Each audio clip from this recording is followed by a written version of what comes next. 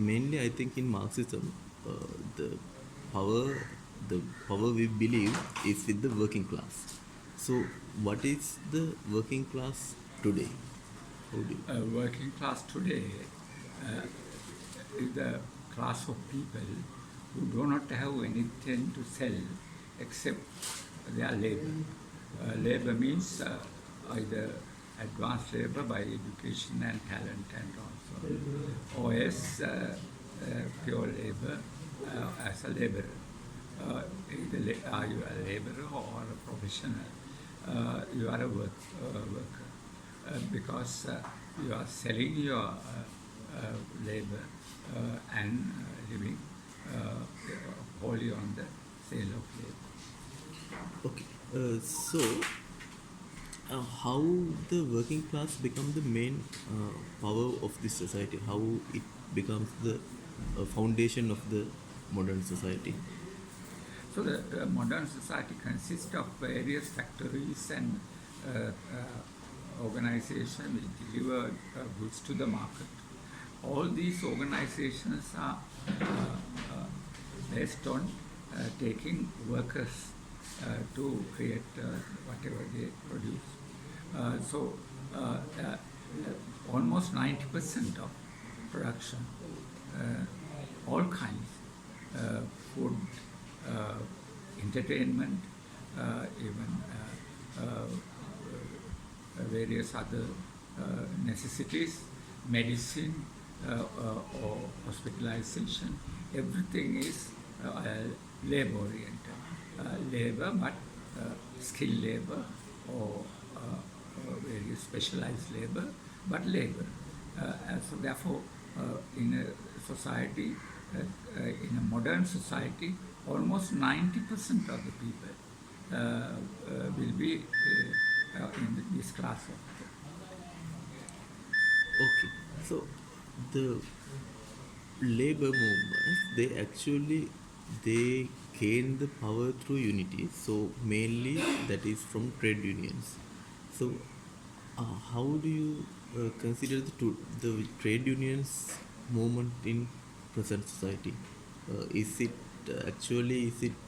capable of leading the today's working class through better future? Yes. Now I said people are almost all people are workers, but the people who are not workers are basically capitalists.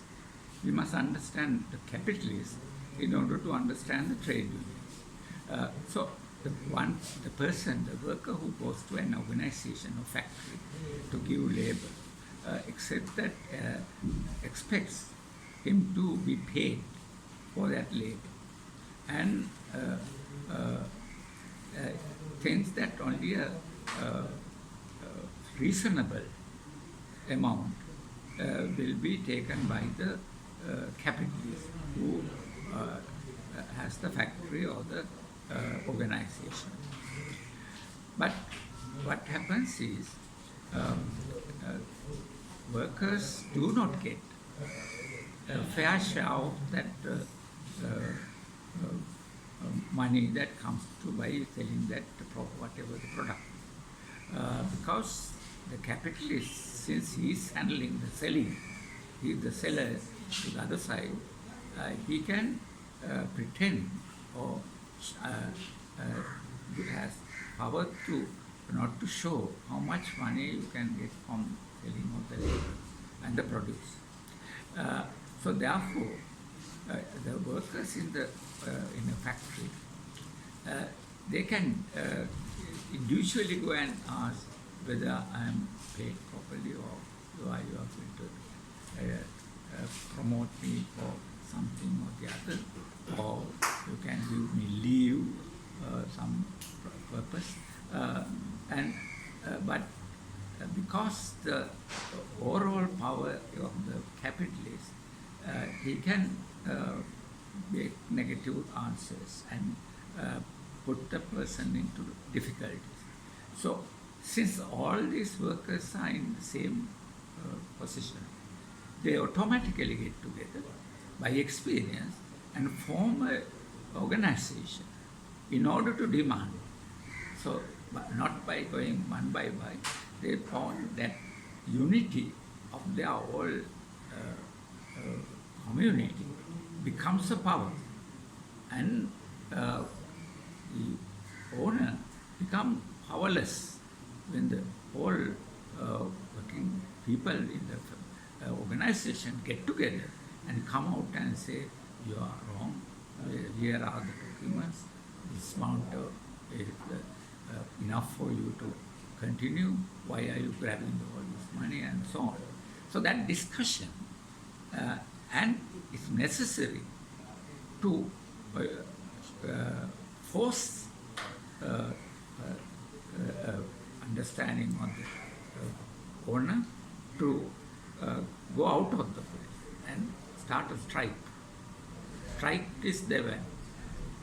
When workers strike, the producer is in a fix because he can't sell anything. So then he comes back and negotiation starts. This is the process that have created trade unions, and on the basis of getting a fair share for the labor. Even though it is the beginning, it was created as collectiveness of the workers. Now, don't you think that it has become too bureaucratic?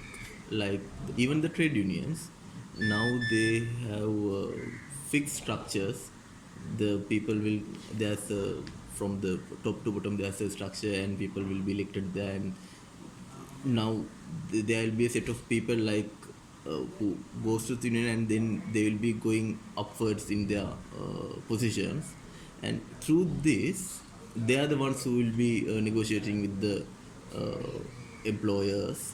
So hasn't this bureaucratic structure of trade unions made some hindrance to the actual movement of working class? In a sense, it is, but that is also a fraud sometimes spread by the capitalists. Because in modern society, any activity which should create some kind of product should be organized. So organization is not a bad thing. We have to get to organize. So trade unions are organized, and they have to go based on some kind of collections and so on. That is very good. That the capitalism has created these basic things, the organization. So workers also go to unions and organize the union. That is very good. You must divide your various capacities and needs, and then form a good organization. As you say, in the course of time, sometimes the officials who take up fight for the rights and threatened necessarily by strike and so on, get frightened and also get bought up by the capitalists. And then they become bureaucratic. They lose the purpose. They forget the purpose they are there. So then that is why politics is necessary. Working class politics is necessary in order to be conscious of what we are doing. That consciousness comes from outside. It is not inside. That is why Marx said we workers build the struggle and the mass movement, and that is the positive thing. But intellectuals who struggle in the sphere of philosophy and politics, who break away by threatening the system and come into support the working class by giving their intellectual powers and become intellectual heads of the system as Marxists, then only you can build a real natural way out for the working class. Okay. Apart from the trade unions, there are we can see even in Sri Lankan scenario, actually the mass organizations and social movements coming to the picture. Even in Europe, also even in America, uh, we can see in the recent time that more than the trade unions itself, the mass organizations and social movements are more active in the current politics. So, how do you see this? Like, what You is? see, this mass organization has a history. History is going to the pre-capitalist. Before capitalists, big capitalists are formed, there were capitalism in the sense of petty capitalism, petty bourgeoisie, small shops, small operators, various people working in towns. And all the big things are owned by landlords and rich people who are, because rich inherited powers and kings and so on, aristocracy. Uh, then the those small holders, petty producers, uh, got together and they found that they are not getting the reasonable things. Ultimately, at least the power of the market, they can't get without getting to it. Then started the petty bourgeois movement, or demanded democracy and against aristocratic elite. Down with elite, down with various form of ideologies like nationalism, which will try to keep you down and say to get into soldiers and go and fight with others. So on that basis, we, in the world we see in Europe, they have started the petty bourgeois revolution or the industrial revolution with the revolution of fall of various aristocracies and bureaucrats and landlords. So that is the mass movement which started, and it is continuing. Any inequality, any form of injustice, masses can come out and fight. That is separate. And they demand equality, they demand mercy, they demand way out from various problems. So this is a movement or the kind of idea which persists even in the modern world, because democracy and individual rights and human rights are violated over and over again. And female rights, feminist rights are also violated. So, yeah, therefore, all that protection is based, the struggle for protection is based on this movement. So, can we see that in these mass movements, mass struggles, do they really have the class consciousness, or do we have to have a separate method for educating them on class consciousness for these mass struggles? Because for trade unions and for the working class movements, that is okay, that the as politicians we can go in and we can discuss with them, and actually it will come throughout them also. But when it comes to mass movements and social movements, how can we give them the class consciousness? That is by identifying injustice. Well, how these mass movements operate? They operate on injustice, against injustice, and against inequality, and against repression. So you have to have education on these subjects. What you mean by inequality? What you mean by injustice? What you mean by oppression? Now, for example, the female oppression. Just because woman is a woman, they say, hey, you are a woman, you have no these rights. You know, like that. So, and inequality is forward. Girl can never have the intellectual powers to do this, and all the other things like that. So without a base, without a scientific analysis, they come out with just demands. That is how we have to educate. And education on scientific basis and investigation properly, and also going into the roots of the problem. It is necessary. For as the last, in Sri Lanka in 2015, actually mass movements were very active. They fought for democracy and they ended the regime. And now, after 5 years, actually they feel that what they fought for, 100% they were not able to achieve what they fought for in 2015. But again, now in 2019, we have come to the same situation where there will be a fight between two. So, how the mass movements should face this situation today? The Sri Lankan trade unions and Sri Lankan mass organizations. How should they face the situation we are facing today? So, first thing is that you must make them understand social struggles are not perfect.